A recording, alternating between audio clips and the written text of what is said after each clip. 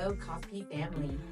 Welcome to our second attempt at the inaugural podcast. And thank you so much for your patience. This is something that the financial literacy segment of our Canadian Association of Urban Financial Professionals have long awaited to push out and publish for y'all.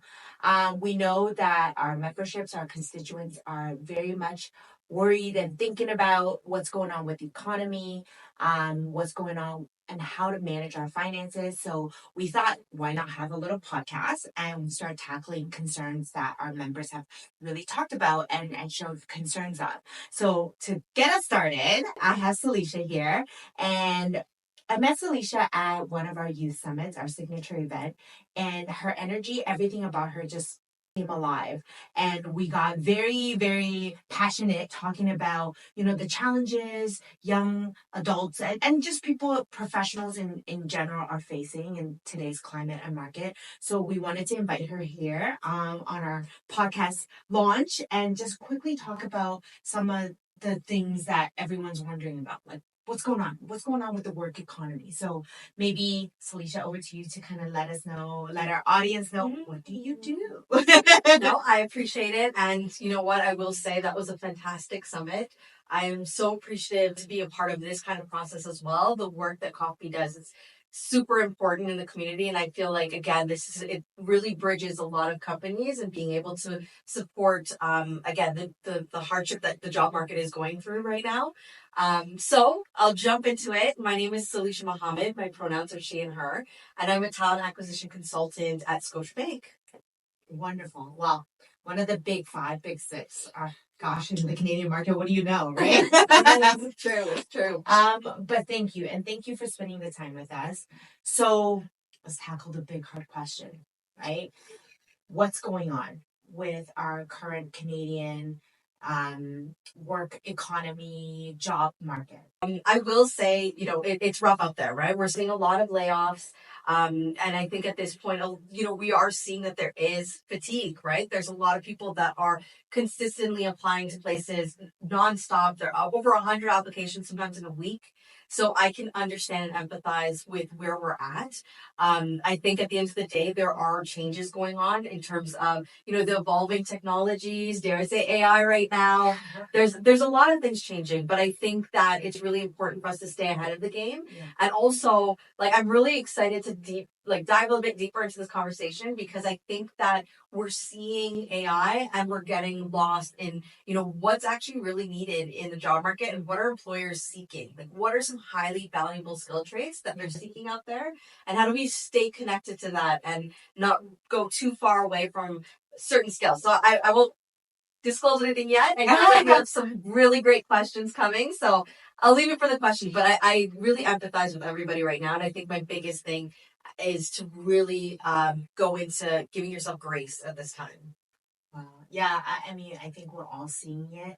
The I would say unease of what's happening south of the border, which is the world economy at large. So many of our CAUFP members and constituents and our followers are either new to Canada and or are thinking about a midlife or just new to the job market. And some of the themes and the questions that have been coming back is, what's valuable for them? Should they be pursuing, like, if they had that dream job? You kind of touched on AI, right? Like that hot topic, the buzzword. So should they be spending their time getting re-educated, upskilling in a specific area? Do you think there's value in that to pursue sort of accreditation prior to landing the job? Or what are your thoughts in that? So I will say that a huge aspect that a lot of people are overlooking right now are transferable skills. And I know that everybody is very quick to, look at, again, like we said, the AI piece. But, according to a LinkedIn Global Trends report, like 80-90% employers are highly valuing these transferable skills. And so, diving a bit deeper into this, it's those soft skills, right? And, coming with empathy and patience is really important in this, as we have such a diversified workforce, but as well as, with these soft skills, let's talk about communication, right? It's not, I understand that some people look at communication and there is that, can be an intimidating factor knowing that you're either a newcomer into the country and so forth. But I think like, let's dive deeper into what communication means when it comes to these transferable skills. It's important to be able to communicate specifically what skills that you have. And like, period. I want to state that in the most simple way. So if, for example, you're coming from a different country, you're naturally bringing your resilience, your adaptability, right? Absolutely. So how are you communicating that in the interview, right? I know that it can be intimidating if you feel like you may not match 100% of the postings, right? But you shouldn't be matching all the requirements. At that point, if you're matching the requirements, then you should be applying much higher, right? So, and again, I want to take this back because I get it. There are a lot of newcomers coming in, engineers that have all these degrees, and then they're applying for something a bit more entry. So I can, again, understand and hear that. But I think when it comes to breaking into the Canadian market, first of all, your international experience is valued. Again, that communication factor, being able to clearly communicate where that value is confidently as well. And if you're not confident, that's okay. Expressing in that interview process once you get there that, hey, I'm really excited about this role. And that's why I may come off nervous because I'm really putting a lot of thought into this process. Right. And even that piece, a lot of people don't know that, like, what are the taboos of interviewing and things like that. And so, I mean, I'm going to have to relate this back to CAUFP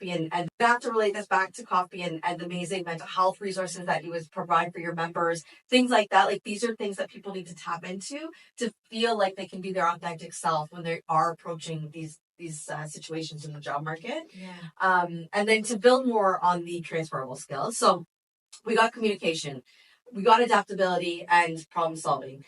Yes, you, again, as even on a student level, when you are an entry level professional, you are adaptable, right? Some people are saying, hey, I just spent like $50,000 on my university degree and I am now in retail.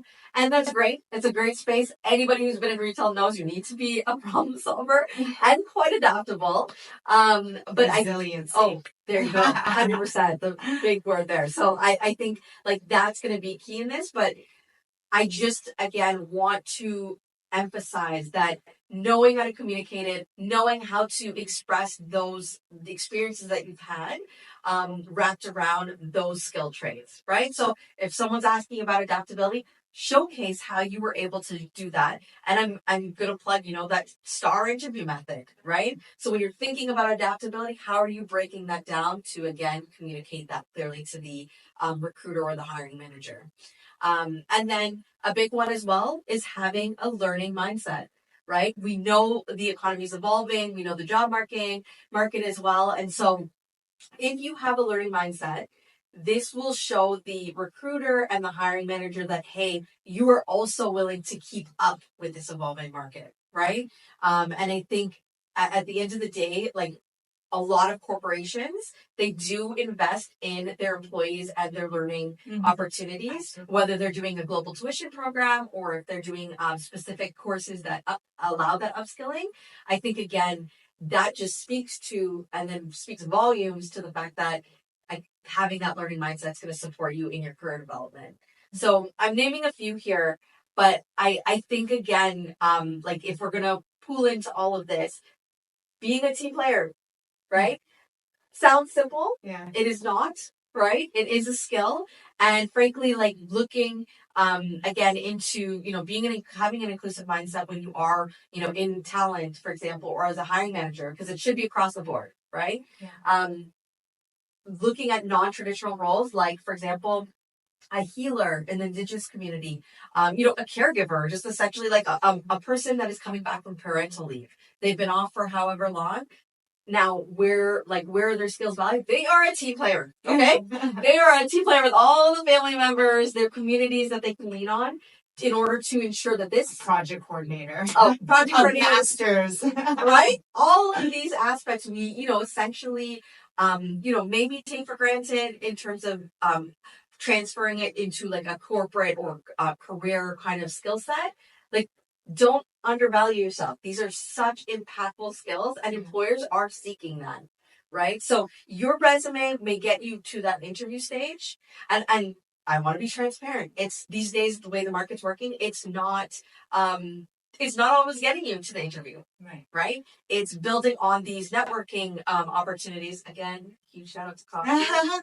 I can't help it because at the end of the day, when I came to the event, I couldn't believe how much talent that, took their time, their energy to come up to me and say, like, this is what I'm doing. Yeah. Right? They're really taking the steps above and beyond in order to network and put themselves out of their comfort zone, frankly. And I value those aspects because learning mindset, communication, adaptability, resilience, problem solving, all of those pieces in there, incorporated in how they're going about like enhancing their skills and just being more transferable to the current job market. And so, I always like to wrap this up because, at the end of the day, Canada is a diverse place and we're very strong on that front. And it is important for people to consistently learn that about diversity, equity, and inclusion and know what parts we play in it. Right. Absolutely. And so whether we're being an ally or whether we're in this together and we're championing each other, sponsoring each other, do that. Shout from the rooftop. This is what we need in our communities, and this is what we'll need to support each other in the job market right now. Yeah. So again, like I really empathize with those that have been laid off, those that are newcomers, and not only just dealing with this job market, but coming to this country and dealing with the new cultural norms, different things like that. And then our students that have been dedicating nonstop to this, curriculum Pursuit, and right, this pursuit, and then not essentially getting what they've put their kind of time and money into, but it's coming, and I think we're just evolving. Yeah. Right. And I know AI is that hot topic right now, but I think on a humanistic level, that's probably where the skill gap is right now. Right. And we're seeing it in different like LinkedIn reports, things like that. Monster.ca was mentioning as well that the skill gap in the soft skills area is something that a lot of employers are also investing in to ensure that people are able to stay connected. Stay connected. It's a huge, aspect that I think that, as much as it's a difficult job market right now, why don't we just focus on these back to basics area, right? And I will say I can understand maybe the pandemic had a little bit to play with that as well, but like let's continue to move the dial on this. And essentially you're hearing it that employers are seeking this. This is a skill gap. Yeah. So I think preparing on that note will help you when you get to that door or even as you're networking. Yeah. It's a powerful tool, these transferable skills for sure. Oh, I love it. Thank you, Salisha. I mean, from everything you've said today, like if I could just, pick a couple pieces, it's just look at your situation, whatever situation you happen to be at, whether you are a newly graduate, you've changed your major, you've changed your career, you're new to the country. Look at what you have already gone through. All of that has put tons of sort of resources and capabilities in your toolbox, right? So changing the perspective of change your career, you're new to the country. Look at what you have already gone through. All of that has put tons of sort of resources and capabilities in your toolbox, right? So changing the perspective of from what if and I can to, but what does this mean? What does this translate into? And then changing the narrative, right? Of what are transferable from being a caregiver to, elderly and children. And what does that mean? That means you are multifunctional, dynamic. You have to operate at a certain level over a certain extensive period of time. So that resiliency, that perseverance, all of that is actually tested through scenarios, right? But how do you communicate that? How do you ensure that that is articulated? And know if English is not your first language, you have reservations about it and you may have fears and or embarrassments about it, but maybe write it down, right? Practice with recording yourself and then asking families and friends to take a run through a role play with you. I think we get so someone said this to me.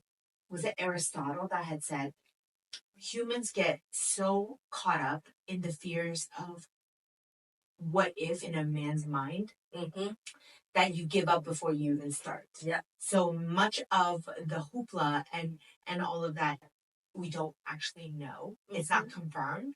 And to bring it back to what you were saying, Salisha, is that you don't know until you try, but start writing down all the things that you know of your skill sets and all of that, and then round it out, right? And then stay resilient. Like give yourself some time. It's not always going to be a yes, but what could it also mean in other ways, right? Give time to your community, right? Get out there. As Salisha said, CAUFP has many, many networking events and opportunities for you to make sure you stay relevant.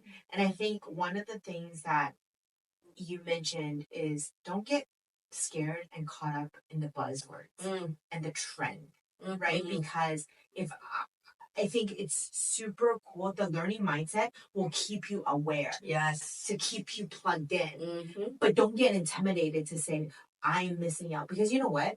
98% of the population is also missing out because it's so new, right? 100%. When things became public for ChatGPT and all of that, it was brought to the public, 80% of us then. And only coders and behind the scenes had known about it 2-3 years ago or even longer. But AI is not a new thing, right? Like, so it's just like the evolving landscape of tech and or the workforce will always be there. Always. Yeah. But what you can bring, highlighting you down to the individual level, I think no one's going to be a solution. No one's going to be a lane. No one's going to be, the you out there, right? So sit in yourself, find out what is uniquely you about you. Exactly. I love that. And if I can jump in there, like you said something that was really key, and I think self-awareness, right? We take those moments in certain aspects, like, am I ready for a baby? Am I ready for this? I mean, sometimes we just get thrown into it, but hey, like we adapted and we were able to push through. This is the same situation, right? Like we're going into the job market. I need to be self-aware of the fact that, like, hey, I might be missing, one of these skills. I'm not as data driven as I need to be. How do I continue to upskill? Who can I learn from? Like, what are my resources? Rather than being like, oh, I'm not data driven. That's out of the picture for me. Right. So I think, again, you're going to bring value, by being able to stand there and say, look, I'm self-aware enough to know I may be needing a little improvement on this area, but 100% I'll be there by this date. Yeah. Like, I know I will be. And the other side of this is like knowing that I am really strong about, driving change. How do I do that? Am I a change maker? Am I great at connecting with people? Things like that. Tap into that. I think a lot of us kind of fall into like imposter syndrome a little bit, right? And I understand that as well, right? Like my parents are Caribbean, it was always kind of be humble and never speak up about things that you were, great about because someone will notice. It's okay. Put your head down and do the hard work. Right? Yeah. And, you're lucky. You have a shelter, you have food, all those things. And so, but as I progress in my career, it's like, you need to speak about what you do, the impact that you make. Right? Right. So, I had to jump in there because the self-awareness part will take you far. Yeah. Well, I mean, you've heard it. We've tried to give you some of the tips, some of the things to be thinking about. And I think this supersedes time.